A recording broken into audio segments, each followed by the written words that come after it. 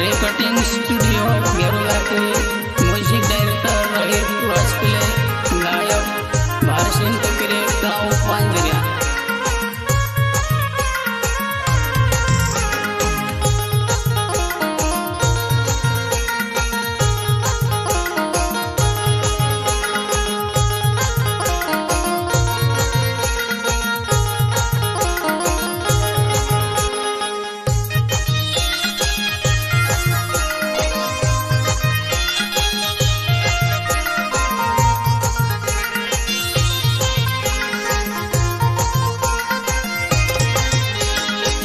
एक माणूस सुखाद कोण लागे, एक माणूस सुखाद कोण लागे, हे प्रभु अनंत जीवन कोरीन में काय करो, हे प्रभु अनंत जीवन कोरीन में काय करो।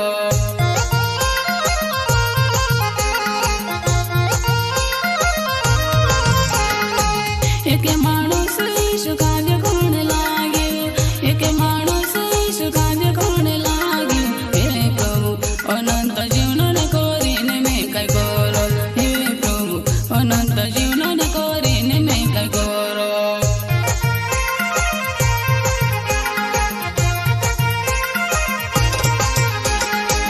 येशू प्रभु दीन माणस काज कोयो, येशू प्रभु दीन माणस काज कोयो, लढाई झणी करे तू झगडू झणी करे, लढाई झणी करे तू झगडू झणी करे।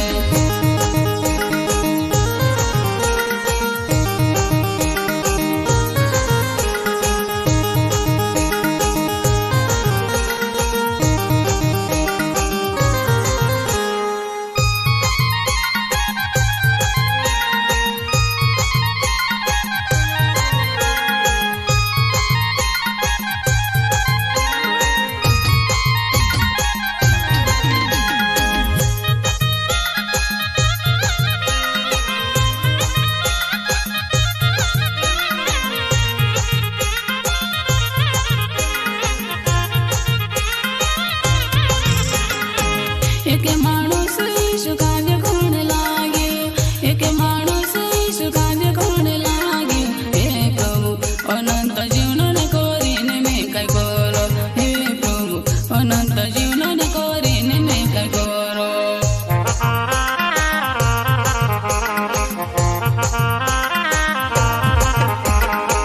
येशू प्रभु दीन माणस काज कोयो, येशू प्रभु दीन माणस काज कोयो, चोरी झणी करे तो चुगली झणी करे, चोरी घणी करे तो चुगली झणी करे।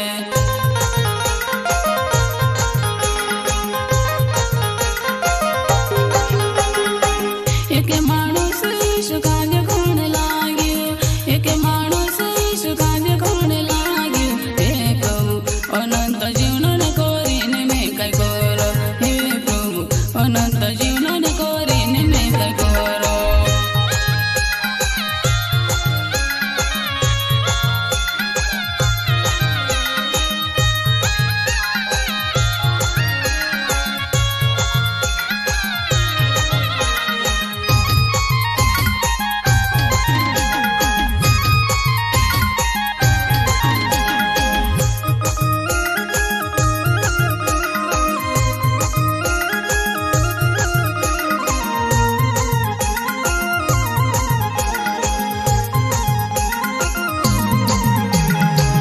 येशू प्रभु दीन माणस काज कोयो, येशू प्रभु दीन माणस काज कोयो, पाप झणी करे तो बुराई झणी करे, पाप झणी करे तो बुराई झणी करे।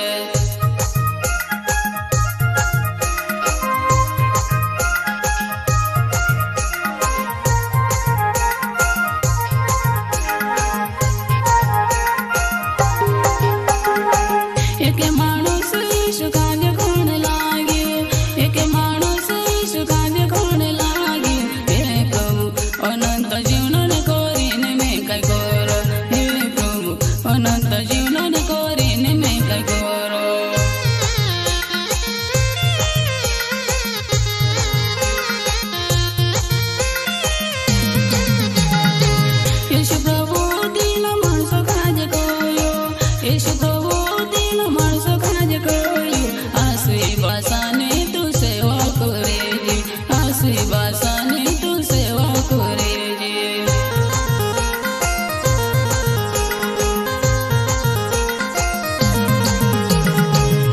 एक माणूस ईशकाने कोण लाग्यो एक माणूस ईशकाने कोण लाग्यो हे प्रभु अनंत जीवन कोरीन मैं काय करो हे प्रभु अनंत जीवन कोरीन मैं काय करो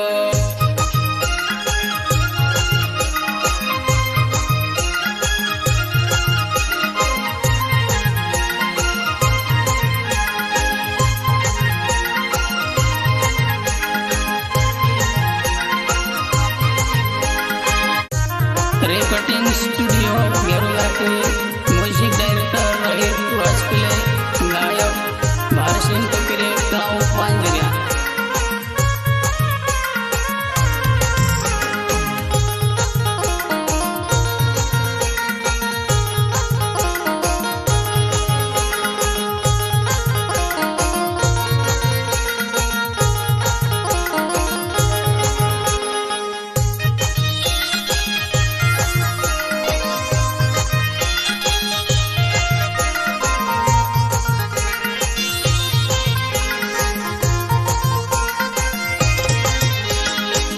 एक माणूस ईशकाने